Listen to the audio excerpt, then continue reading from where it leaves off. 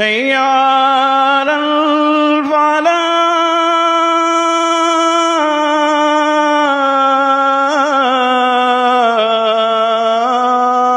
الفلاح حي على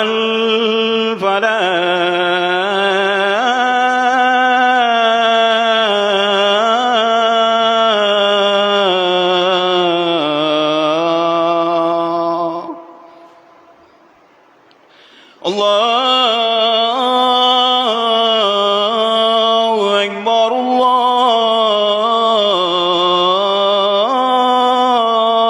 الله أكبر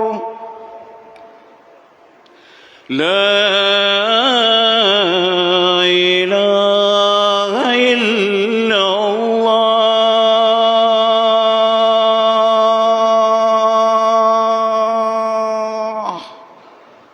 اللهم صل على محمد وعلى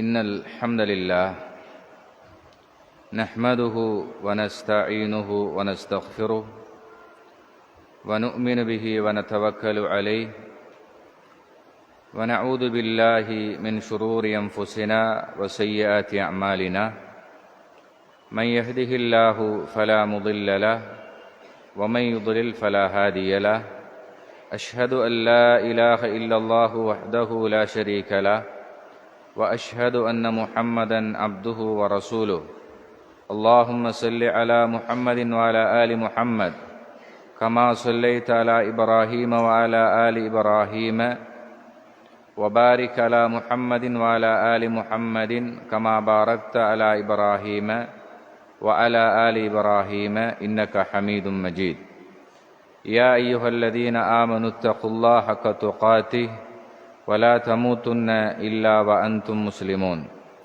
يا أيها الناس اتقوا ربكم الذي خلقكم من نفس واحدة وخلق منها زوجها وبث منهما رجالا كثيرا ونساء واتقوا الله الذي تساءلون به والأرحام إن الله كان عليكم رقيبا يا أيها الذين آمنوا اتقوا الله وقولوا قولا سديدا يصلح لكم أعمالكم ويغفر لكم ذنوبكم ومن يطع الله ورسوله فقد فاز فوزا عظيما فإن أصدق الحديث كتاب الله وخير الهدي هدي محمد صلى الله عليه وسلم وشر الأمور محدثاتها وكل محدثة بدعة وكل بدعة ضلالة وكل ضلالة في النار சர்வ புகழும் வல்லமையும் எங்கள் எல்லோரையும் படைத்து பரிபாலித்து கொண்டிருக்கின்ற அல்லாஹ் ஒருவனுக்கே சொந்தமானது. அல்ஹம்துலில்லாஹ்.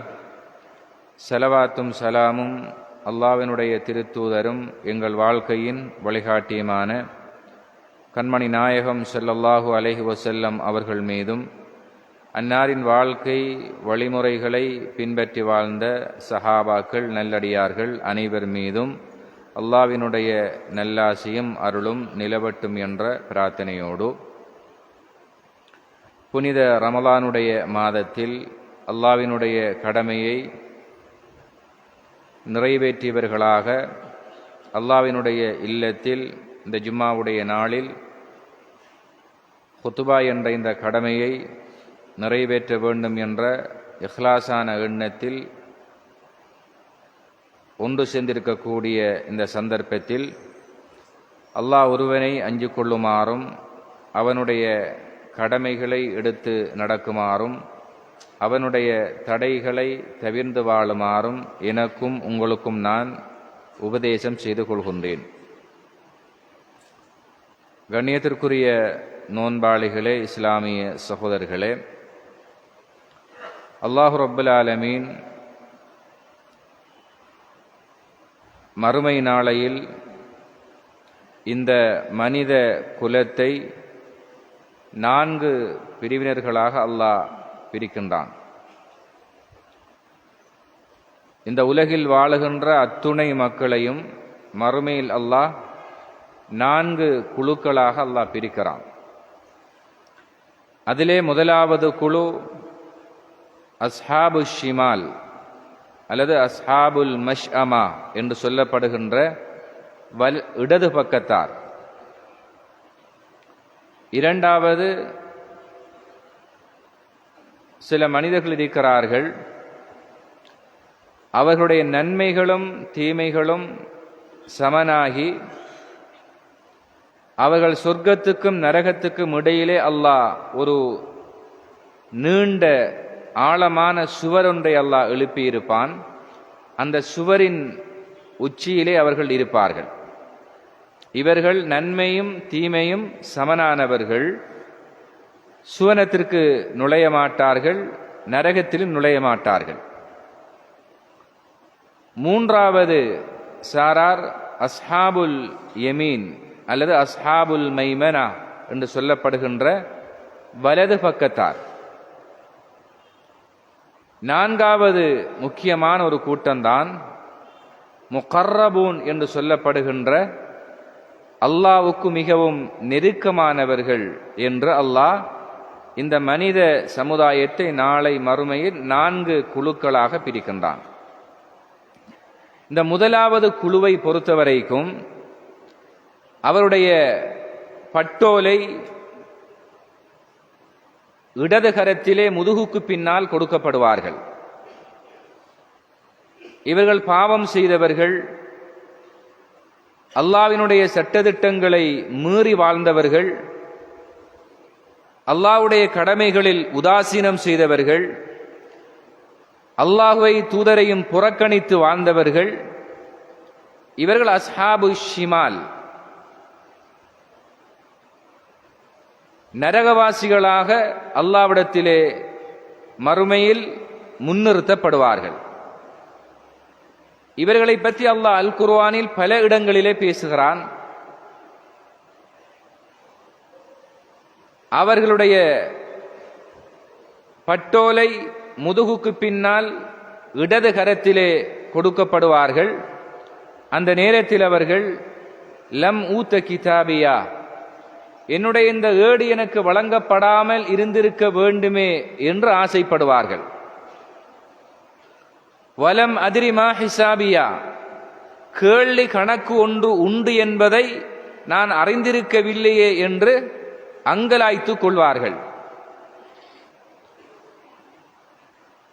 யா லைத்தஹா கானத்தில் காலியா, மரணத்தோடு இந்த வாழ்வு முடிந்திருக்க வேண்டுமே, மீண்டும் ஒரு வாழ்க்கைக்குள் நாம் வந்திருக்கிறோமே என்று, மறுமை வாழ்வு உண்டாகக்கூடாது என்று ஆசைப்படுவார்கள். மா அக்னா அன்னி மாலியா, என்னுடைய பொருளாதாரங்கள் எல்லாம் எனக்கு பயன்தராமல் போய்விட்டதே என்று அலறுவார்கள். ஹலக அன்னி சுல்தானியா, என்னுடைய ஆட்சி அதிகாரங்கள் எல்லாம் என்னை விட்டும் அழிந்து விட்டதே என்று கவலைப்படுவார்கள். இப்படி தங்களுடைய நிலைப்பாடுகள் தொடர்பாக அவர்களே கவலையோடு இந்த வார்த்தைகளை வெளிப்படுத்திக் கொண்டிருப்பார்கள். அல்லாஹ் அந்த வசனத்தினுடைய இறுதி பகுதியிலே சொல்லுகிறான், ஃபலைஸ லஹுல் யௌம ஹாஹுனா ஹமீம், இவர்களை அரவணைத்து ஆறுதல் செல்லக்கூடிய எந்த நண்பர்களையும் அந்த நாளிலே அவர்கள் கண்டுகொள்ள மாட்டார்கள். வலா தஆமுன் இல்லா மின் கிஸ்லீன், அவர்களுக்கு கிஸ்லீன் என்று சொல்லப்படுகின்ற உணவுதான் வழங்கப்படும். கிஸ்லீன் என்று சொல்லுவது நரகவாதிகளுடைய புண்களில் இருந்து வழிந்தோடுகின்ற ஊனம் ஜலங்களாக அவை இருக்கும் என்பதை அல்லாஹ் குர்ஆனிலே சொல்லுகிறான். லா யஅகுலுஹு இல்லல் காத்திஊன், பாவிகள் தான் இந்த உணவை உணவாக உட்கொள்வார்கள் என்பதையும் அல்லாஹ் அந்த வசனத்திலே சொல்லி முடிக்கிறான். எனவே இவர்கள் அஸ்ஹாபு ஷிமால், இடது கரத்துக்குரியவர்கள் என்பதை அல்லாஹ் குர்ஆனிலே நரகவாசிகளாக அடையாளப்படுத்துகிறான். இரண்டாவது சாரார், அவர்கள் நன்மையின் தீமையும் சமனானவர்கள். 50-50 வீதமாக நன்மையின் தீமைகளும் இருக்கும். நரகத்துக்கும் சொர்க்கத்துக்கும் இடையிலே உருவாக்கப்பட்டிருக்கின்ற பாலத்தில் அவர்கள் சுவரில் இருப்பார்கள். அல்லாஹ் அவர்களை திடீரென்று சொர்க்கத்துக்கு அனுப்ப மாட்டான். நரகத்தினுடைய காட்சிகளை பார்த்து கடுமையாக வேதனைப்படுவார்கள், அதிலே இருந்து தங்களை பாதுகாத்துக் கொள்வார்கள். சுவனத்தில் நுழைய வேண்டும் என்று அவங்களுடைய மனது மிக கூடுதலாக விரும்பிக் கொண்டிருக்கும். அல்லாஹ் அந்த விருப்பத்தை உடனடியாக நிறைவேற்ற மாட்டான். கால தாமதம் ஏற்பட்டு அவர்கள் சுவனத்தில் நுழைவார்கள். மூன்றாவது சாரார் அஸ்ஹாபுல் யமீன். அவர்கள்தான் தங்களுடைய பட்டோலைகள், அவர்கள் வாழ்க்கையில் செய்த அத்துணை காரியங்களும் அல்லாஹ்வினுடைய வானவர்களால் எழுதப்பட்ட அந்த ஏடு வலதுகரத்தில் கொடுக்கப்படக்கூடியவர்கள். அல்லாஹ் அவர்களை சொர்க்கவாதிகள் என்று சொல்லுகிறான். சொர்க்கத்தினுடைய இன்பங்களில் எப்பொழுதும் அவர்கள் நிலைபெறான தன்மையோடு இருப்பார்கள், மகிழ்ச்சியோடு வாழ்வார்கள் என்று அல்லாஹ் சொல்லுகிறான். நான்காவது மிக முக்கியமான ஒரு சாரார் தான் அஸ்ஸாபிகூன் அஸ்ஸாபிகூன், நன்மையிலும் மறுமையிலும் முந்தியவர்கள். உலாயிகல் முகர்ரபூன், அவர்கள்தான் இறைவனுக்கு மிகவும் நெருக்கமானவர்கள் என்று அல்லாஹ் அவர்கள்தான் மனித குலத்திலே மாணிக்கங்களாக மறுமையில் அல்லாஹ்வினுடைய கண்ணியத்தாலும் அல்லாஹ்வினுடைய அருளாலும் அரவணைக்கப்படுகின்ற நல்ல மக்களாக இருப்பார்கள் என்று அல்லாஹ் அந்த வசனத்திலே குறிப்பிடுகிறான். எனவே அன்புக்குரிய சகோதரர்களே, நாங்கள் இந்த 4 சாராரிலும் முகர்ரபூன்களாக, இறைவனுக்கு மிகவும் நெருக்கமானவர்களாக இருக்க வேண்டும் என்பதில் மிகவும் ஆர்வத்தோடும் அக்கறையோடும் அதை நமது வாழ்க்கையின் இலக்காக நாம் கொள்ள வேண்டும் என்பதை நாம் ஒவ்வொருவரும் ஒரு முடிவாக இந்த ரமலானில் நாம் எடுத்துக்கொள்ள வேண்டும். அந்த முகர்ரபூன்களுடைய பண்புகள் என்ன? இந்த முகர்ரபூன்களுக்கும் அஸ்ஹாபுல் யமீன் வலக்கரத்தில் ஏடு கொடுக்கப்பட்டவர்களுக்கும் இடையில உள்ள வித்தியாசம் என்னவென்றால், இந்த வலது கரத்திலே ஏடு கொடுக்கப்பட்டவர்கள் சொர்க்கவாதிகள் தான். இவர்கள் யார்? இவர்கள் அல்லாஹ் கடமையாக்கிய கடமைகளை செய்யக்கூடியவர்கள். மேலதிகமான சுன்னத்தான நஃபிலான கடமைகளை மிகப்பெரிய ஆர்வத்தோடு செய்ய மாட்டார்கள். அவர்கள் மீது கடமையாக்கிய விஷயங்களோடு மாத்திரம் நின்று கொள்வார்கள். அதனால் அவர்களுக்கு சொர்க்கம் கிடைக்கும், அதிலே அவர்கள் மகிழ்ச்சியாக இருப்பார்கள். இந்த முகர்ரபூன் என்றால் மார்க்கத்தில் ஃபர்லான காரியங்களை அவர்கள் நியமமாக முறையாக ஆர்வத்தோடு செய்வதைப் போல சுன்னத்தான நபிலான வணக்கங்களையும் ஒரு இம்மியளவு கூட குறைவில்லாமல் தொடர்ந்தேச்சியாக செய்து கொண்டே இருப்பார்கள். அதனால் தான் அல்லாஹ் அவர்களை தனக்கு அண்மையிலே வாழக்கூடியவர்களாக அவருடைய கண்ணியத்தையும் கௌரவங்களையும் அல்லாஹ் பெரிதாக மனித குலத்துக்கு அறிமுகம் செய்திருக்கிறான். அதனால் தான் ஒரு மூமினுடைய வாழ்க்கையின் இலக்காக நான் முகர்ரபூன்களில் ஒருவராக என்னை மாற்றி அமைத்துக் கொள்ள வேண்டும், என்னை அவர்களில் ஒருவராக சேர்க்க வேண்டும் என்பதில் மிக ஆர்வத்தோடு நாம் இருக்க வேண்டும். இந்த முகர்ரபூன்களுடைய பண்பாடுகளும் பண்புகளும் என்ன என்பதை குர்ஆனுடைய நிழலில் நாம் பார்க்கின்ற போது அதிலே முதலாவதாக அவர்கள் எப்பொழுதும் அல்லாஹ்வினுடைய மார்க்கத்தில் மிக உறுதிப்பாட்டோடு இருப்பார்கள். எந்த சோதனைகள் வந்தாலும், எந்த துயரங்கள் அவர்களை ஆட்டுவித்தாலும் அதற்கு அவர்கள் எந்த அடிப்படையில் மார்க்கத்தை விட்டு கொடுக்காமல் அந்த மார்க்கத்தில் மிகவும் தெளிவோடும் உறுதியோடும் இருந்து கொள்வார்கள். அல்லாஹ் அல் குர்ஆனிலே சூரா யாசின் என்ற அந்த அத்தியாயத்தில் ஒரு வரலாற்றை பேசுகிறான். வضرب لهم أصحاب القرية إذ جاءها المرسلون. ஒரு கிராமவாசிகளை அல்லாஹ் உதாரணம் சொல்லுகிறான். அந்த கிராமவாசிகளுக்கு அல்லாஹ் அவர்களுக்கு நல்ல போதனைகளை செய்வதற்காக ரசூல்மார்களை அல்லாஹ் அனுப்பி வைத்தான். அந்த ரசூல்மார்களை அவர்கள் புறக்கணித்தார்கள். அவர்கள் கொண்டு வந்த மார்க்கத்தின் சட்டங்களை மீறினார்கள், உதாசீனம் செய்தார்கள், அவர்களை கேலி கிண்டல்கள் செய்தார்கள். 2 தூதர்களை அல்லாஹ் அனுப்பினான். அந்த 2 தூதர்களையும் பொய்யர்கள் என்று முத்திரை குத்தி விட்டார்கள். ஃபஅஸ்ஸஸ்னா பிசாலிதின். உடனே அல்லாஹ் 3வது ரசூலை அந்த சமுதாயத்துக்கு அல்லாஹ் அறிமுகம் செய்கிறான். அந்த ரசூல் வந்து அந்த மக்களை அனைவரையும் அழைத்து நீங்கள் அல்லாஹுவை வணங்குங்கள் என்ற அந்த பிரச்சாரத்தை அவர் மேற்கொள்கிறார்.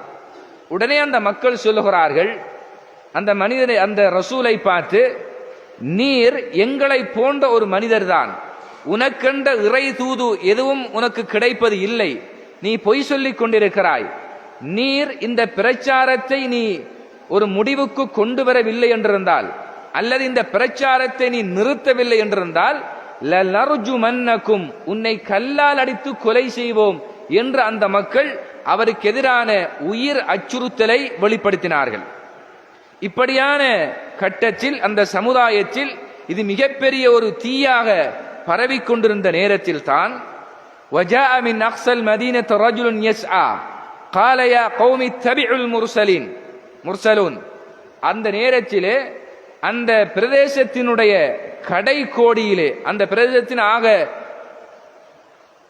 கோடியிலே இருந்து ஒரு மனிதர் அந்த மக்கள் மத்தியிலே ஓடி வருகிறார். வந்து அந்த சமுதாயத்தை பார்த்து சொல்கிறார், இதோ இந்த ரசூலை பின்பற்றுவதில் உங்களுக்கு என்ன பிரச்சனை இருக்கிறது? இவரை பின்பற்றுவதற்காக உங்களிடத்தில் அவர் ஏதாவது பணம் கேட்கிறாரா, கூலி கேட்கிறாரா? இல்லையே. இந்த ரசூலை நீங்கள் பின்பற்றுங்கள், அவர் கொண்டு வந்தது இறை தூது, இறைவனுடைய ஆகமங்கள் தான் என்று அந்த மக்களுக்கு அவர் உபதேசம் செய்கிறார். உடனே அந்த மக்கள் அந்த மனிதரை, அந்த ஊர் மக்கள் அனைவரும் ஒன்று சேர்ந்து மிதித்து அந்த மனிதரை அடித்து சாகடிக்கிறார்கள். அந்த இடத்திலே அவர் மரணித்து விடுகிறார். அல்லாஹ் இந்த இடத்தில் ஒரு அற்புதத்தை ஏற்படுத்துகிறான். அவர் மரணித்த உடனேயே அல்லாஹ் கீலதுகுலில் ஜன்னஹ், சொர்க்கத்தில் நீ நுழைந்து விடு என்ற வார்த்தை அல்லாஹ் அவருக்கு பயன்படுத்துகிறான். உலக வரலாற்றிலே இந்த வார்த்தையை அல்லாஹ் யாருக்கும் பயன்படுத்தவில்லை. இதை வைத்துத்தான் இஸ்லாமிய அறிஞர்கள் சொல்லுகிறார்கள், எல்லாரும் நாங்கள் மரணிச்சாலும் அனைவருக்கும் கபரு வேதனை கேள்வி கணக்கு இருக்கிறது, எல்லோருக்கும் கேள்வி கணக்கு இருக்கிறது கபரிலே. ஆனால் இந்த மனிதர் மாத்திரம்தான் கபருனுடைய கேள்வி கணக்கை விட்டும் விதிவிலக்கானவர். அல்லாஹ் அவர் மரணித்த உடனேயே கீலதுகுலில் ஜன்னஹ், நீ சொர்க்கத்தில் நுழைந்து விடு என்று அல்லாஹ் இவருக்கு மாத்திரம்தான் குறிப்பிட்டான், கூறினான் என்பதை அல்லாஹ் குர்ஆனுடைய அந்த வசனத்தை ஆதாரமாக கொண்டு அறிஞர்கள் குறிப்பிடுகிறார்கள். கண்ணியமான சகோதரர்களே, இந்த உலகத்திலேயோ மறுமையிலேயோ ஒரு மனிதன் தன் காதிலே கேட்கின்ற அதி உச்சகட்டமான மகிழ்ச்சியான செய்தி, அதைவிட ஒரு மகிழ்ச்சியான செய்தி எதுவாகவும் இருக்க முடியாது. அந்த செய்திதான் நீ சொர்க்கத்தில் நுழைந்து விடு என்ற செய்தியாகும். அந்த மனிதனுக்கு அல்லாஹ் அந்த நிலையை கொடுக்கிறான். அந்த மார்க்கத்திற்காகவே அந்த ஊர் மக்களால் அடித்து கொல்லப்பட்டாரே, ஷஹீதாக்கப்பட்டாரே, அதனால் அல்லாஹ்வுடைய தீனில் அவருக்கு இருந்த பற்று, அந்த ரசூல்மார்களுக்கு அந்த தீனை பரப்புவதிலே அவர் மிகவும் உறுதியோடும் ஈமானிய வலிமையோடும் பங்காளியாக செயல்பட்டதன் விளைவாக அல்லாஹ் அவரை சொர்க்கவாதியாக குர்ஆனிலே அடையாளப்படுத்தி விட்டான். இதுதான் முகர்ரபூங்கள், இறைவனுக்கு மிகவும் நெருக்கமான மக்களுடைய அடையாளங்களில் ஒன்றாக நாம் புரிந்து கொள்ள வேண்டும். இதே போன்றுதான் நமக்கு தெரியும், இஸ்லாமிய வரலாற்றிலே அஹ்மது பின் ஹம்பல் என்ற ஒரு மிகப்பெரிய இமாம், இமாமு அஹ்லி சுன்ன வல் ஜமாஅ, இமாமு அஹ்லில் ஹதீஸ், ஹதீஸ்களிலே மிகப்பெரும் மேதை, 10 லட்சம் ஹதீஸ்களை மனப்பாடம் செய்த மிகப்பெரும் இமாம். அவர்கள் வாழ்ந்த காலத்திலே ஒரு ஃபித்னா உருவாகிறது. அல் குர்ஆன் படைக்கப்பட்டது என்ற சிந்தனை, குர்ஆன் இறக்கப்பட்டது. அதைத்தான் ரமலான் மாத சிந்தனையாக குர்ஆன் பேசுகிறது. இன்னா அன்ஸல்னாஹு ஃபீ லைலத்தில் கத்ர், நாம் குர்ஆனை லைலத்துல் கத்ர் என்ற அந்த மகத்துவம் பொருந்திய இரவில் குர்ஆனை இறக்கி வைத்தோம் என்று அல்லாஹ் சொல்லுகிறான். அடிவானத்திலே இருக்கின்ற பைத்துல் இஸ்ஸா என்ற இடத்திலே லௌஹுல் மஹ்ஃபூல் என்ற உலகத்தினுடைய அனைத்து காரியங்களும் இறைவனால் புரோகிராம் செய்யப்பட்டு வடிவமைக்கப்பட்ட அந்த ஏட்டிலே இருந்து லைலத்துல் கத்ருடைய இரவிலே முழு 30 ஜுஸ் குர்ஆனும் ஒரே அடியாக பைத்துல் இஸ்ஸா என்ற இடத்திலே இறக்கி அருளப்பட்டது. அந்த பைத்துல் இஸ்ஸாவிலே இருந்துதான் நபி அவர்களுக்கு 23 காலங்கள் ஒவ்வொரு தேவைகளுக்கும் சந்தர்ப்ப சூழ்நிலைக்கும் ஏற்ற வகையில் இறக்கி அருளப்பட்டது. எனவே குர்ஆன் என்பது அல்லாஹ்விடத்தில் இருந்து இறக்கி அருளப்பட்டது. அது அல்லாஹ்வுடைய கலாம், இறைவன் தன் நாவினால் பேசிய வார்த்தைகள். இதுதான் குர்ஆனுடைய சிந்தனை. ஆனால் அவர் வாழ்ந்த அந்த இமாம் வாழ்ந்த ஆட்சியாளர் அந்த சிந்தனையை மறுத்து குர்ஆன் என்பது அல்லாஹ் வானத்தை, பூமியை, மலைகளை, கடலை படைத்ததை போல குர்ஆனையும் அல்லாஹ் படைத்தான் என்ற சிந்தனையை அது அரச சிந்தனையாக, அரச கொள்கையாக பிரகடனப்படுத்துகிறார்கள். அந்த கட்டத்திலே, அந்த நாட்டிலே, அந்த பிரதேசத்திலே ஒரு தனி மனிதனாக இருந்த குர்ஆன் இறக்கியருளப்பட்டது என்ற சிந்தனையை கடைசி வரைக்கும் போராடி அந்த சிந்தனையோடு அவர் இருந்தார். எந்த அளவுக்கு என்றால், அவர் சிறையில் அடைக்கப்பட்டார்கள். இமாம் அஹ்மது பின் ஹம்பல் ரஹிமஹுல்லா அவர்கள் சிறையில் அடைக்கப்பட்ட கட்டத்திலே கொடூரமான சித்திரவதைக்கு ஆளாக்கப்பட்டார்கள். வரலாற்றிலே பேச முடியாத அளவுக்கு சித்திரவதைகள். அவர் அந்த ஜெயிலிலே, அந்த இடத்திலே ஒரு பாயொன்று கிடக்கும். அவரை அடித்து துவம்பம் செய்து கடைசியாக அவர் மயக்கமாகி இருக்கிற கட்டத்தில் அந்த பாயை அவருடைய முகத்துக்கு மேலே போட்டு அந்த அஹ்மத் இமாமுடைய முகத்தில் ஏறி மிதித்து துவைத்து அவரை துவம்சம் செய்வார்கள். இந்த கட்டத்திலே அந்த சிறையில் அடைக்கப்பட்ட சில கைதிகள் சொல்லுவார்கள், அஹ்மதே, அவரிடத்தில் என்ன கேட்கிறார்கள்? ஒன்றும் பெருசா கேட்கவில்லையே, குர்ஆன் படைக்கப்பட்டது என்று சொல்லுமாறு உன்னை பணிக்கிறார்கள். அந்த ஒரு வார்த்தையும் சொல்லி உன்னை நீ பாதுகாத்துக் கொள்ளலாமே, உன் உயிர் மிக பெரும் பெருமதி இல்லையா என்று சொன்ன நேரத்தில் இமாம் அஹ்மது பின் ஹம்பல் ரஹிமஹுல்லா சொன்ன வார்த்தை என்ன தெரியுமா? வரலாற்றில் பொன் எழுத்துக்களால் பொறிக்கப்பட்டு வாசிக்கப்பட வேண்டிய வார்த்தை அவை. அவர் சொன்னார், இந்த அஹ்மது பின் ஹம்பல் உயிரோடு வாழ்ந்து இஸ்லாம் மரணிப்பதை நான் விரும்ப மாட்டேன். நான் மரணித்து இஸ்லாம் மேலோங்கி வாழ வேண்டும் என்று நான் விரும்புகிறேன் என்று சொல்லி கடைசி வரைக்கும் அவர் அந்த மிக பெரும் கொடுமையினாலும் சித்திரவதையினாலும் தாக்கப்பட்டு கொண்டே இருந்தார் என்பதை அவருடைய வரலாற்றில் நாம் பார்க்கிறோம். கடைசியாக இமாம் அஹ்மது பின் ஹம்பல் அந்த ஆட்சியாளருக்கு எதிராக மனம் உடைந்து, மனம் நொந்து ஒரு பிரார்த்தனை செய்தார். உடனடியாக அல்லாஹ் அந்த பிரார்த்தனையை அங்கீகரித்தான். அந்த ஆட்சியாளன் வாத நோயினால் பாதிக்கப்பட்டு அதுதான் அவனுடைய மரணத்துக்கு காரணமாக அமைந்தது என்பதை வரலாற்றில் நாம் பார்க்கிறோம். என்றால் உலாயிக்கல் முகர்ரபூன், அல்லாஹ் தனக்கு சமீபமாக வைத்து கண்ணியப்படுத்தக்கூடிய மக்கள் என்று அல்லாஹ் சொல்லுகிறானே, அப்படிப்பட்ட மக்களுடைய அடையாளங்களாக இஸ்லாம் என்ற கொள்கையில் எந்த கட்டத்திலும், எந்த சோதனையிலும், எந்த கஷ்டங்களிலும் அவர்கள் விட்டு கொடுக்காமல் அந்த கொள்கையில் உறுதியோடு இருப்பார்கள். இதுதான் அந்த முகர்ரபுங்களுடைய முக்கியமான முதன்மை பண்பாகும். இரண்டாவதாக, இபாதத் என்கின்ற விஷயத்தில் அவர்கள் மிக முன்னோடியாக இருப்பார்கள். ஆமிர் பின் அப்துல்லா அஸ்-ஜுபைர் என்ற கிபாரு தாபியீங்கள்ல ஒருத்தர். அவருடைய சக்ராத்துடைய கட்டம், மரணிக்க போகிறார், ஆனால் உணர்விருக்கிறார். சக்ராத்தினுடைய உச்சகட்டத்தை அடைவதற்கு முன்னால் உள்ள கட்டம், உணர்விருக்கிறது. அவருடைய மக்கள், அவருடைய ஃபெமிலி முழுக்க அவரை வளைத்திருக்கின்ற கட்டத்திலே மகரிபுடைய அதான் சொல்லப்படுகிறது. உடனே அவர் சொல்லுகிறார், என்னை பள்ளிவாசலுக்கு கொண்டு செல்லுங்கள் என்கிறார். மக்கள் சொல்லுகிறார்கள், உங்களை பள்ளிவாசலுக்கு எடுத்து செல்லுகின்ற கண்டிஷனோடு நீங்கள் இல்லை, மரணிக்கின்ற நிலையில் உயிர் தொண்டைக்குழியை அடைகின்ற கட்டம் அது, உங்களால் முடியாது, இருக்க முடியாது, தொழ முடியாது. அப்படியான ஒரு கட்டத்தில் உங்களை எப்படி பள்ளிவாசலுக்கு கொண்டு செல்வது என்று அந்த மக்கள் சொன்ன நேரத்திலே தன்னுடைய 2 ஆண் மக்களையும் பார்த்து அவர் சொல்லுகிறார், ஹய்யா அலஸ் ஸலா, தொழுகையின் பக்கம் விரைந்து வாருங்கள் என்ற சத்தம் என்னுடைய காதுக்குள் கேட்கிறது. அல்லாவின் அழைப்பு இது. இந்த அழைப்பை கேட்டுவிட்டதன் பின்னாலும் நான் எப்படி என்னுடைய வீட்டில் இருக்க முடியும்? என்னை பள்ளிவாசலுக்கு நீங்கள் கொண்டு செல்லுங்கள் என்று கடைசி வரைக்கும் விடாப்புடியாக இருந்தால், அதனால் அவருடைய 2 ஆண் மக்களும் அவரை தூக்கி கொண்டு மகரிபு தொழுகையிலே முன்சஃபிலே வைக்கிறார்கள். ஒரே ஒரு ரக்காயத் தொழுகிறார். 2வது ரக்காயத்தில் சாய்ந்து விழுந்து அவர் மரணிக்கின்றார் என்பதை அந்த வரலாற்றில் பார்க்கிறோம். என்றால் கண்ணியமானவர்களே, அல்லாஹ்வுடைய இபாதத் என்ற விஷயத்தில் முகர்ரபுங்களுடைய பண்புகள், அது என்ன கஷ்டமாக, என்ன துயரமாக, என்ன நோய்களாக இருந்தாலும் இறைவனுடைய வணக்க விஷயங்களில் அவர்கள் பின்னிக்க மாட்டார்கள். இதனால் தான் அல்லாஹ் அவர்களை தனக்கு மிகவும் சமீபமான மக்களாக அல்லாஹ் குர்ஆனிலே அறிமுகம் செய்திருக்கிறான். இதே போன்றுதான் குர்ஆன் என்பது திலாவத்துல் குர்ஆன், குர்ஆனை ஓதி பாராயணம் செய்தல் என்பது இபாதத்திலே மிக முக்கியமான இபாதத்தில் ஒன்றாகும். இந்த உலகத்தினுடைய தலையெழுத்தை மாற்றி அமைத்த மிக பெரும் வேதம் திருக்குர்ஆன். இந்த வேதத்தை ஓதுவது என்பது மிக முக்கியமான ஒரு இபாதத்தாகும். மனிதன் செய்கின்ற இபாதத்திலே மறுமை நாள் வரைக்கும் தொடர்கின்ற இபாதத் குர்ஆன் என்கிற இந்த ஓதல் என்ற இபாதத்தாகும்.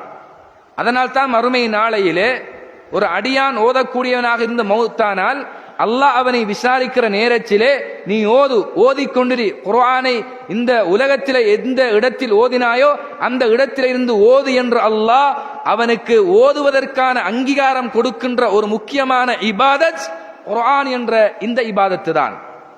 இந்த குர்ஆனுடைய விஷயத்தில் எந்த மக்கள் தன் தொடர்பை அதிகமாக ஈடுபடுத்தி பலப்படுத்திக் கொள்கிறார்களோ அவர்களும் முகர்ரபூன் என்ற அந்த நாமத்துக்குரியவர்களாக மாறிவிடுவார்கள். இமாம் இப்னு தைமியா ரஹிமஹுல்லா அவர்கள் இஸ்லாமிய வாழ்க்கைக்காகவே தன் வாழ்க்கையை தியாகம் செய்தவர். அவருடைய வாழ்க்கை முழுக்க இஸ்லாத்திற்காகவே ஒவ்வொரு வினாடிகளும் கழிந்தது. அதனால் அவர் திருமணம் செய்யவில்லை. காரணம், திருமணம் செய்வதற்கு டைம் கிடைக்கவில்லை. அந்த அளவுக்கு மார்க்கத்திலே மிக பெரும் பங்காளியாக இருந்தார். அதற்காக பல தடவைகள் சிறைவாசம் அனுபவித்தார். கடைசியாக அவரை தமஸ்கிலே உள்ள ஒரு சிறையிலே அடைக்கிறார்கள். டமஸ்கஸிலே உள்ள ஒரு சிறையில் அடைக்கிறார்கள். அந்த சிறையில் 2 வருடங்களும் 3.5 மாதங்களும் அவர் இருக்கிறார். அந்த 2 வருடமும் 3.5 மாதங்களும் சுமார் 80 தடவைகள் அல் குர்ஆனை ஓதி முடித்திருக்கிறார். 81வது தடவை அல் குர்ஆனை ஓதிக் கொண்டிருக்கிற நேரத்தில் தான் மலக்கல் மௌத் அலைஹிஸ்ஸலாம் அந்த சிறைச்சாலைக்குள் பிரசன்னமாகி அவருடைய உயிரை கைப்பற்றுகிறார்கள். அந்த உயிரை கைப்பற்றுகின்ற நேரத்திலே அவர் என்ன வசனத்தை ஓதிக்கொண்டிருந்தார் என்பதை அங்கே உள்ள மக்கள் பதிவு செய்கிறார்கள். என்ன வசனத்தை ஓதிக்கொண்டிருக்கின்ற போது உயிர் பிரிகிறது தெரியுமா? இன்னல் முத்தகீன ஃபீ ஜன்னாத்தின் வனஹர், அல்லாஹுவை பயந்து வாழக்கூடிய பயபக்திமான்கள் சொர்க்கத்திலும் சுவனத்தினுடைய ஆறுகளிலும் இன்பத்தை அனுபவித்துக் கொண்டிருப்பார்கள். ஃபீ மக்அதி சித்கின், இந்த மலிக்கின் முக்ததிர், மிக பெரும் ஆற்றல் நிரம்பிய அல்லாஹ்வுக்கு அருகிலே, இறைவனுக்கு அருகிலே அவர்கள் உண்மையான இருக்கையில் அமர்த்தப்படுவார்கள் என்று அல்லாஹ் அந்த வசனத்திலே சொல்லி இருக்கிறான். இந்த வசனத்தை ஓதிக்கொண்டிருக்கின்ற நிலையில் தான் இப்னு தைமியா ரஹிமஹுல்லா அவர்கள் மரணிக்கிறார்கள். சுப்ஹானல்லாஹ். அவர் மரணிக்கின்ற போது அல்லாஹ் எந்த வசனத்தை ஓதுகின்ற பாக்கியத்தை கொடுத்தான். உண்மையான முத்தகீங்கள் சொர்க்கத்திலே இருப்பார்கள், சுவனத்தின் ஆறுகளிலே இருப்பார்கள். அவர்கள் இருக்கக்கூடிய இருக்கை சேர் என்பது அதுதான் உண்மையான இருக்கையாகும். அந்த இருக்கை அல்லாஹ்வுக்கு அண்மையில் இருக்கக்கூடிய பாக்கியத்தை பெறுவார்கள் என்ற வசனத்தை ஓதி முடிக்கிறார்கள். அவருடைய உயிர் அவரை விட்டும் பிரிந்து செல்கிறது. சுப்ஹானல்லாஹ். அல்லாஹ்வுடைய இந்த கலாமை ஓதுகின்ற விஷயத்தில் இந்த முகர்ரபுங்களுடைய பண்புகள் எந்த அடிப்படையில் அமைந்திருந்தது என்பதை இதை கொண்டு நாங்கள் உறுதி செய்து கொள்ளலாம். எனவே தான் கண்ணியமான இஸ்லாமிய சகோதரர்களே, அல்லாஹுவின் நல்லடியார்களே, நாம் எப்பொழுதும் இபாதத்தில் மிகவும் கனகச்சிதமாக கனரத்தினமாக அந்த இபாதத்தை செய்யக்கூடிய மனோ வலிமையை எங்களுக்குள் நாங்கள் ஆத்மீக ரீதியாக வளர்த்துக் கொள்ள வேண்டிய மிக பெரும் கடமை இருக்கிறது. அதற்கு இந்த ரமலான் மிக பெரும் ஒரு சந்தர்ப்பமாக அமையும். அதை சரியாக நாங்கள் பயன்படுத்திக் கொள்ள வேண்டும். இதே போன்றுதான் முகர்ரபுங்களுடைய 3வது பண்பு, அவர்கள் அல்லாஹ்வுடைய ஒரு அழைப்புக்கு அவர்கள் என்ன நிலையில் இருந்தாலும் உடனடியாக அந்த அழைப்புக்கு பதில் கொடுப்பார்கள். அந்த அழைப்பில் இருந்து ஒரு கணமேனும் அவர்கள் பின்வாங்க மாட்டார்கள். நமக்கு தெரியும், வரலாற்றிலே உஹது என்ற ஒரு போராட்டம் நிகழ்கிறது. அந்த போராட்டத்திற்காக அல்லாஹ்வுடைய தூதர் சஹாபாக்களை ஆர்வப்படுத்துகிறார்கள். சத்தியத்துக்கும் அசத்தியத்துக்கும் இடையில் நிகழ்கின்ற போராட்டம். மரணித்தால் சொர்க்கம், இதுதான் அந்த போராட்டத்துக்குரிய வெகுமானம். உடனே அல்லாஹ்வுடைய தூதர் இந்த அழைப்பை கொடுத்த நேரத்திலே சஹாபாக்கள் எல்லாம் அந்த நிகழ்விலே பங்கெடுக்கிறார்கள். அதிலே நபிகளாரின் ஒரு கட்டளை மீறப்பட்டதன் விளைவாக 70 சொச்சம் சஹாபாக்கள் ஷஹீதாக்கப்படுகின்ற ஒரு கவலையான சம்பவம் அங்கே இடம்பெறுகிறது. அல்லாஹ்வுடைய தூதர் யாரெல்லாம் அந்த போராட்டத்திலே மரணித்து கிடக்கிறார்கள் என்ற அந்த விடயத்தை காண்பதற்காக ரசூலுல்லாஹ் ஒவ்வொரு ஜனாசாவையும் பார்க்கிறார்கள். அந்த கட்டத்திலே ஒரே ஒரு ஜனாசா பல காயங்களோடு இருந்தாலும், பல வெட்டுக்காயங்களுக்கு அது உட்படுத்தப்பட்டிருந்தாலும் அந்த உடம்பிலே இரத்தம் வெளியேறவில்லை. அந்த உடம்பு குளிப்பாட்டப்பட்ட நிலையில் காணப்பட்டது. அல்லாஹ்வுடைய தூதருக்கு ஆச்சரியம். இயற்கைக்கு மாற்றமான ஒரு செயற்பாடு.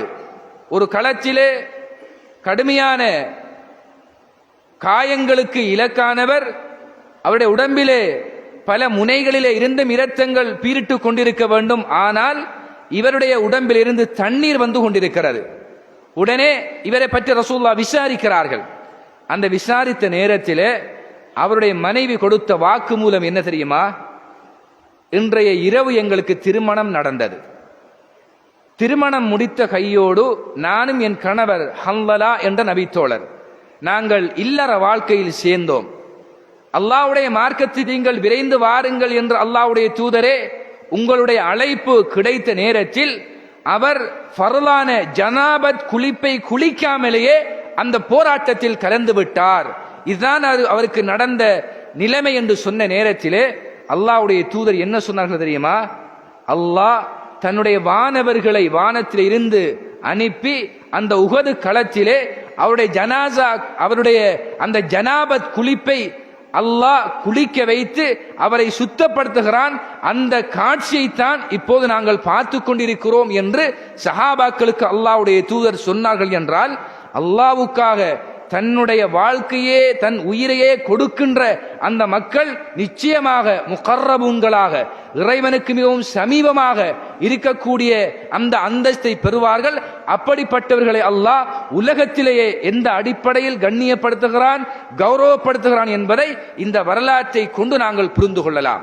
எனவேதான் அன்புக்குரியவர்களே, அல்லாஹ்வின் நல்லடியார்களே, நாம் இந்த உலக வாழ்க்கையில் நாம் அஸ்ஹாபுல் யமீனாக வருவதை விட அதையும் தாண்டியதாக உள்ள மிக பெரும் கண்ணியமும் கௌரவமும் அந்தஸ்தும் நிரம்பிய அல்லாஹ் தனக்கு அண்மையிலே வைத்து கண்ணியப்படுத்தக்கூடிய அந்த முகர்ரபூன்களாக மாற வேண்டும் என்ற நீயத்தை உங்கள் ஆழ் மனதிலே நீங்கள் பதிந்து கொள்ளுங்கள். அந்த அடிப்படையில் நமது வாழ்க்கையை நாங்கள் அமைத்துக் கொள்வோமேயானால் அதைவிட ஒரு மிகப்பெரிய சிறந்த இடம் மறுமையில் வேறு எதுவும் கிடைக்க மாட்டாது. எனவே இறைவன் நம் எல்லோருக்கும் அந்த வாய்ப்பையும் பாக்கியத்தையும் தந்து இந்த ரமலானை அதற்குரிய ஒரு களமாக பயன்படுத்தக்கூடிய சந்தர்ப்பத்தை நமக்கு அல்லாஹ் சாதகமாக பயன்படுத்துவானாக. வ ஆகிரு தஅவானா அனில் ஹம்துலில்லாஹி ரப்பில் ஆலமீன்.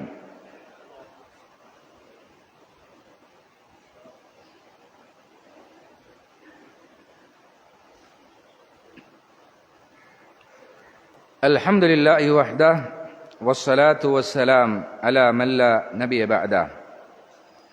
கண்ணியத்துக்குரிய சகோதரர்களே, அல்லாஹுவின் நல்லடியார்களே, நோன்பாளிகளே, அல்லாஹ் அல் குர்ஆனிலே சிலாகித்து பேசியிருக்கின்ற முகர்ரபூன்கள் என்ற இறைவனுக்கு மிகவும் நெருக்கமாக இருக்கின்ற அந்தஸ்தை பெற்ற மக்களுடைய நடைமுறைகளும் குண விடயங்களும் எப்படி இருக்கும் என்ற ஒரு சில செய்திகளை நாங்கள் பார்த்தோம். அதிலே 4வது பண்பாக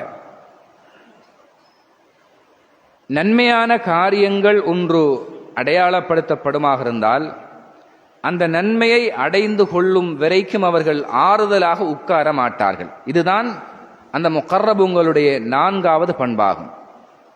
நபி அவர்களோடு கட்டத்திலே சஹாபாக்களோடு பேசிக்கொண்டிருக்கிற நேரத்திலே சொன்னார்கள், என்னுடைய சமுதாயத்தில் 70,000 மக்கள் கேள்வி கணக்கு இல்லாமல் சொர்க்கம் நுழைந்து விடுவார்கள்.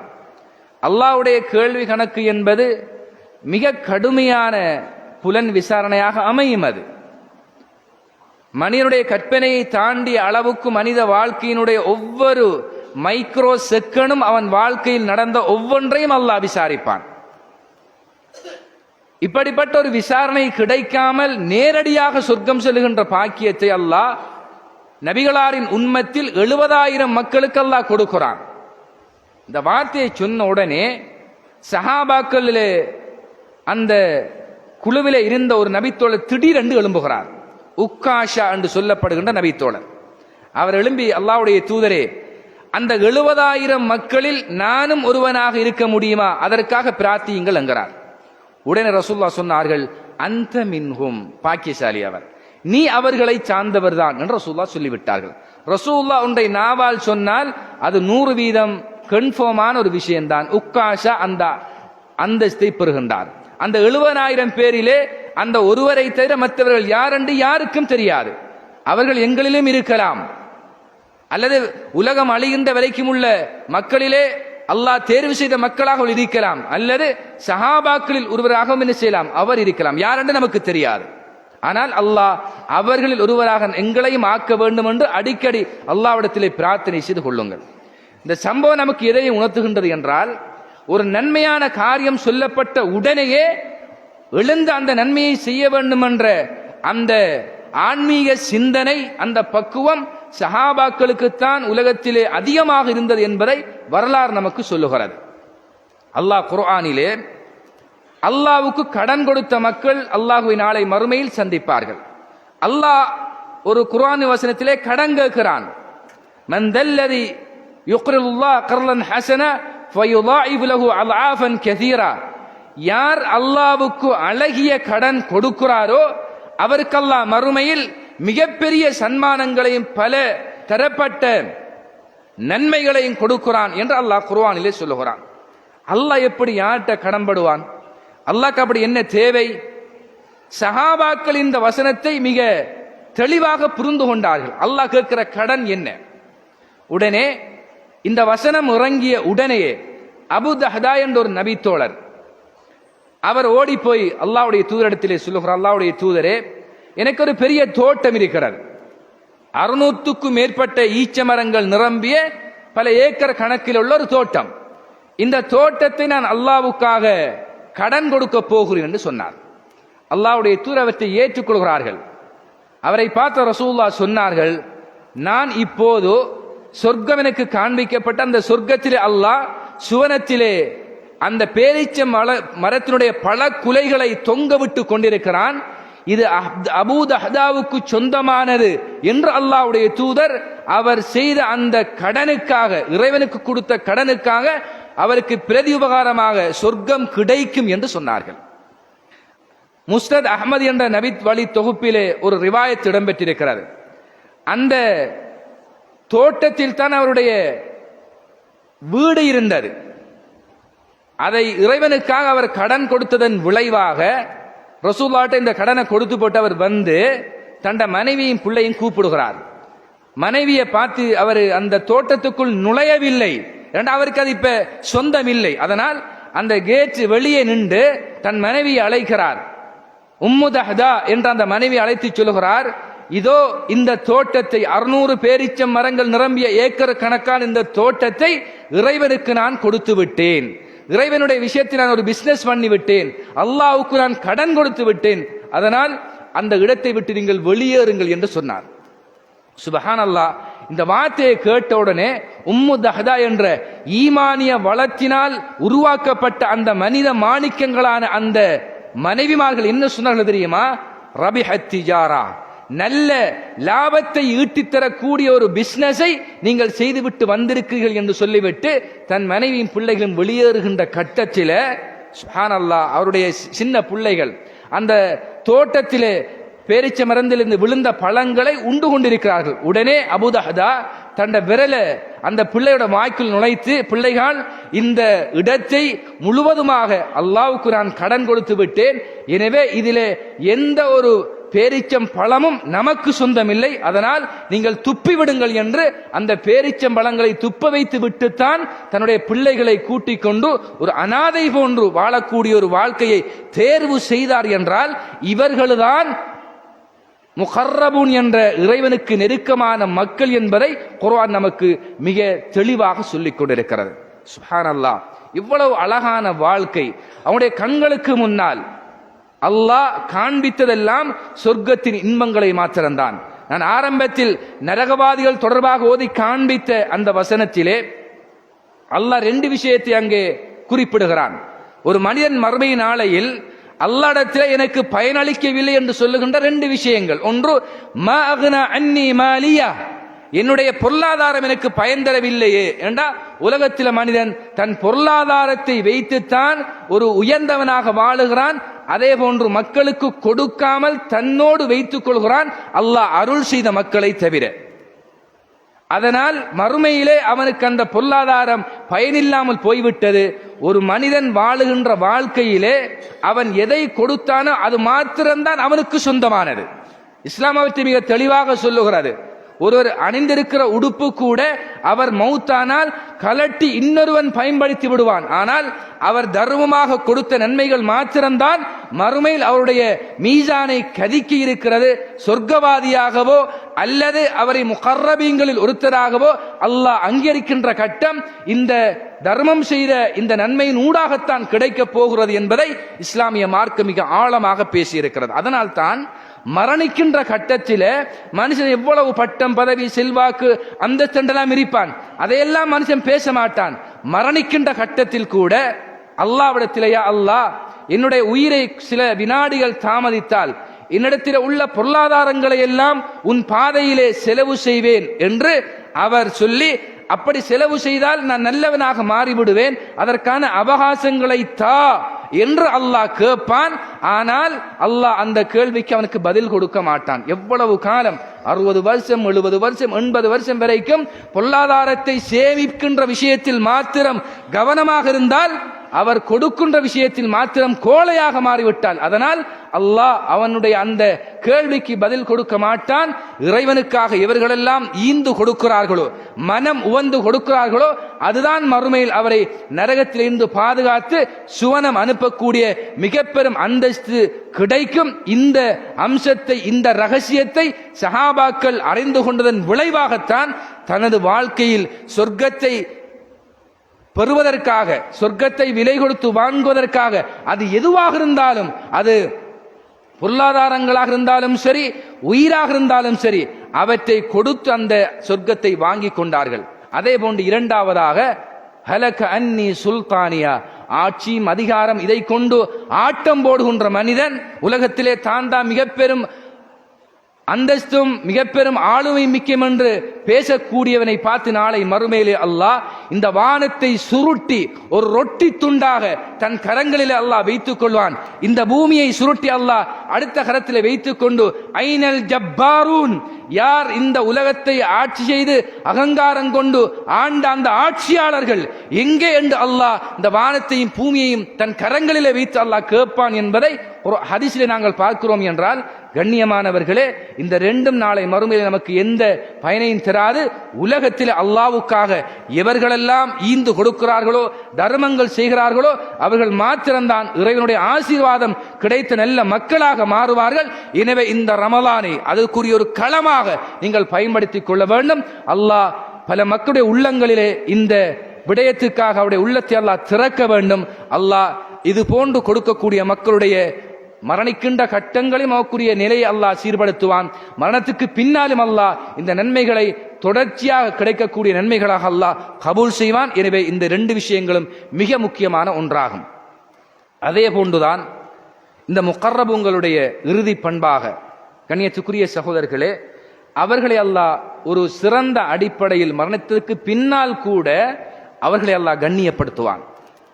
ஜாபிர் பின் அப்துல்லா என்ற ஒரு நபி தோழர், அவருடைய தந்தை அப்துல்லா அவர்கள் உஹது என்ற அந்த நிகழ்வுக்காக வேண்டி அழைக்கப்பட்ட நேரத்திலே தந்த மகனை கூப்பிட்டு ஒரு 2 வசியத் செய்கிறார்.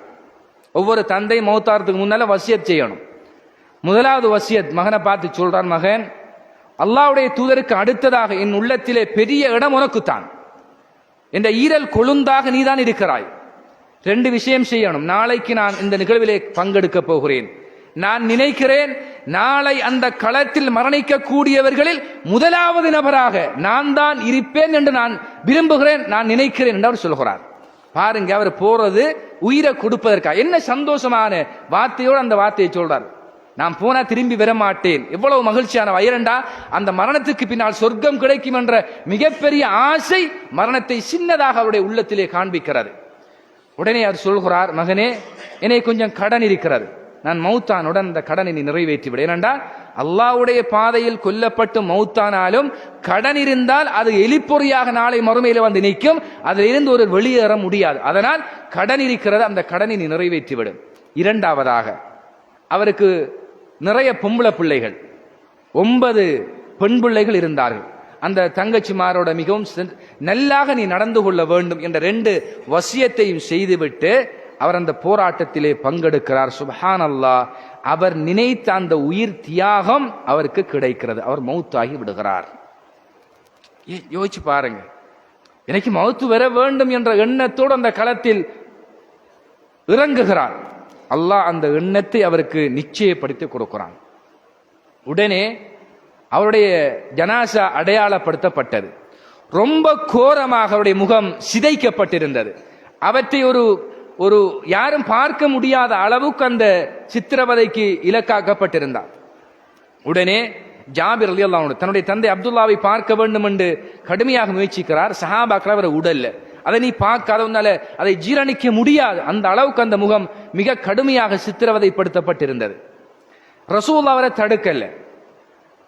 அந்த நேரத்தில் ரசூலுல்லாஹ் ஒரு செய்தி சொல்கிறார்கள்.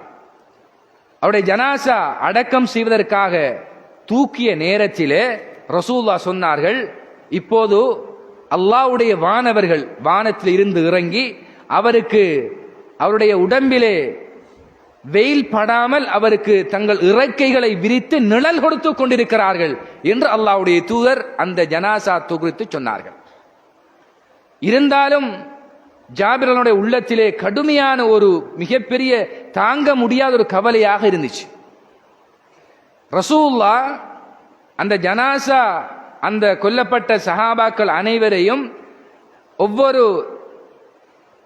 கபரிலும் 2-3 பேரை சேர்த்து ரசூலுல்லாஹ் அடக்கினாங்க. ஒரு ஜனாசாவினுடைய கபனை 2 பேருக்கு பயன்படுத்தினாங்க. அந்த அளவுக்கு வறுமை நிலை இருந்தது. ரசூலுல்லாஹ் இந்த அப்துல்லா என்ற ஜாபிரனுடைய தந்தையையும் இன்னொருவரையும் சேர்த்து ரசூலுல்லாஹ் அடக்குறாங்க. ரசூலுல்லாஹ் அவங்களுக்கு ஜனாசா தொழுகை கூட நடத்தல. ரசூலுல்லாஹ் மரணிப்பதற்கு சில ஆண்டுகளுக்கு முன்னால் அவர்கள் அந்த நிகழ்வு நடந்து 8 வருடங்களுக்கு பின்னால் தான் அந்த உஹதிலே மௌத்தானவர்களுக்கு ரசூலுல்லாஹ் ஜனாசா தொழுகை நிகழ்த்தினார்கள். இப்ப இந்த 2 பேரை சேர்த்து ஒரு கபன் புடவையில அவர்கள் அடக்கியது ஜாபிர் ரலியல்லாஹு அன்ஹுடைய உள்ளத்திலே ஒரு விதமான கவலையாக இருந்துச்சு.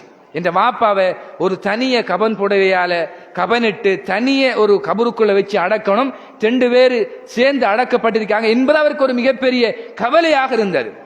அந்த கவலையை நிறைவேற்ற வேண்டும் என்ற அடிப்படையில் சுமார் 6 மாத காலங்களுக்கு பின்னால் உடனே அந்த இடத்துக்கு போய் தன்னுடைய வாப்பாவுடைய ஜனாசாவை தோண்டி சுப்ஹானல்லாஹ் அந்த ஜனாசாவை எடுக்கிறார். அவர் சொல்லுகிறார், இப்போது தன் வாப்பாட ஜனாசாவை 6 மாதத்துக்கு பின்னால கையில வச்சு கொண்டு சொல்லுகிறார், இப்ப இந்த ஒரு ஜனாசா விழுந்து கபனிட்டு இப்ப அந்த ஜனாசாவை அடக்கினால் என்ன கோலத்தில் இருக்குமோ அதே கோலத்தில் தான் அந்த ஜனாசா இருந்தது. காதிலே ஒரு இடத்திலே மாத்திரம் சிறிய பழுது அடைந்திருந்தது, மற்ற உடம்பு முழுக்க மிகவும் சிறப்பாக இருந்தது என்று ஜாபிர் ரலியல்லாஹு அன்ஹு அவர்கள் தன்னுடைய தந்தை குறித்த ஒரு பதிவை இப்படி பதிவு செய்து வைத்திருக்கிறார். பாருங்க, இறைவனுக்காக தன் வாழ்க்கையை தியாகம் செய்த மக்களுடைய உடம்பை கூட அல்லாஹ் மறுமை வரைக்கும் மண் தீண்டாத அளவுக்கு அல்லாஹ் பாதுகாக்கக்கூடிய மிகப்பெரிய ஒரு இடத்தை அந்த மக்களுக்கு அல்லாஹ் கொடுக்கின்றான் என்றால் இதுதான் மிகப்பெரிய ஒரு சிறந்த பாக்கியமாகும். இந்த பாக்கியத்தை அடைந்தவர்கள் தான் முகர்ரபூன் என்று சொல்லப்படுகின்ற அந்த இறைவனுக்கு மிகவும் நெருக்கமான மக்களாகும்.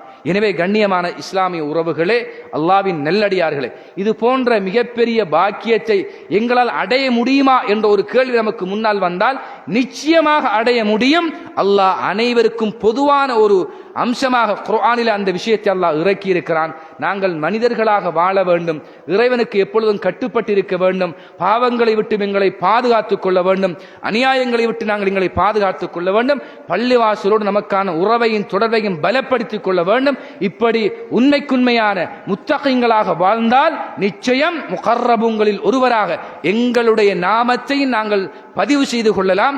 அதற்கான வாய்ப்பை நிச்சயமாக அல்லாஹ் நல்ல அடியார்களுக்கு நிச்சயம் வழங்குவான். இந்த நிலையை அல்லாஹ் இந்த ரமலானில் எங்கள் அனைவருக்கும் அல்லாஹ் வழங்க வேண்டும். நாம் அல்லாஹ்விடத்தில் அதற்காக பிரார்த்தனை செய்வோம். அன்புக்குரிய சகோதரர்களே, இன்றைய காலகட்டத்தில் நாங்கள் விவசாயத்தை நம்பி வாழக்கூடியவர்கள். தொடர்ச்சியான மழையின் மூலமாக விவசாயிகளுடைய உள்ளத்தில் மிகப்பெரிய கண்ணீர் வழிந்தோடி கொண்டிருக்கிறது. கடன்பட்டு கஷ்டப்பட்டு வேளாண்மை செய்து இப்போது வேளாண்மை கடுமையான ஒரு நிற்கதியான நிலையை அடைந்திருக்கிறது, வெள்ளத்திலே தாண்டிருக்கிறது. இந்த சந்தர்ப்பத்தில் நாம் ஒவ்வொருவரும் நமது சுஜூதில், அதே போன்று கியாமுல்லைல தஹஜ்ஜத்துடைய நேரத்தில் மனம் உருகி நாம் அல்லாஹ்விடத்திலே பிரார்த்தனை செய்து கொள்ள வேண்டும். யா அல்லாஹ், எங்களுடைய நிலைகளை நீ சீர்படுத்துவாயாக என்ற இந்த பிரார்த்தனையை ஒவ்வொருவரும் செய்கின்ற போது எங்களுடைய ஒருவருடைய பிரார்த்தனை அல்லாஹ் கபூல் செய்தாலும் அதற்குரிய நன்மையை, அதற்குரிய ஃபாயிதாவை அல்லாஹ் தந்து விடுவான்.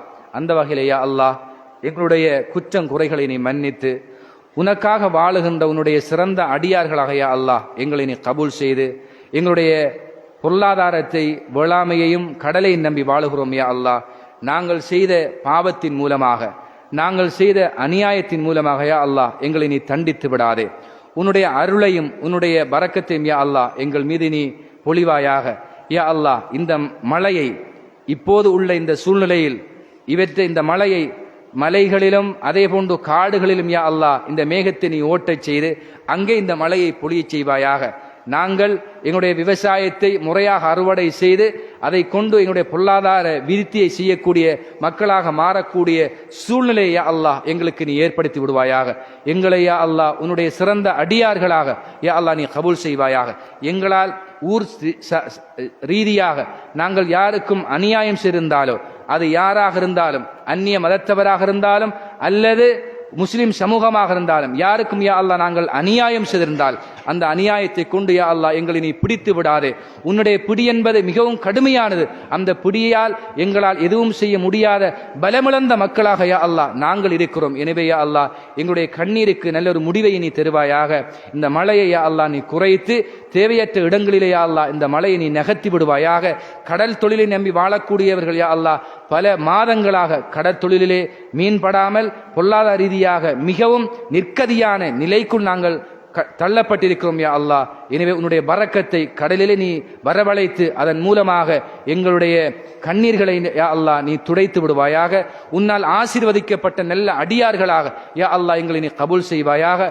ஒவ்வொரு ரமலானிலும் உன்னால் ஒரு வாக்குறுதி யா அல்லாஹ் அளிக்கப்பட்டிருக்கிறது. நரகத்துக்கென்று இலக்காக்கப்பட்ட மக்களை ஒவ்வொரு ரமலானின் இரவிலும் யா அல்லாஹ் நீ நரக விடுதலை கொடுப்பதாக வாக்களித்திருக்கிறாய் யா அல்லாஹ்.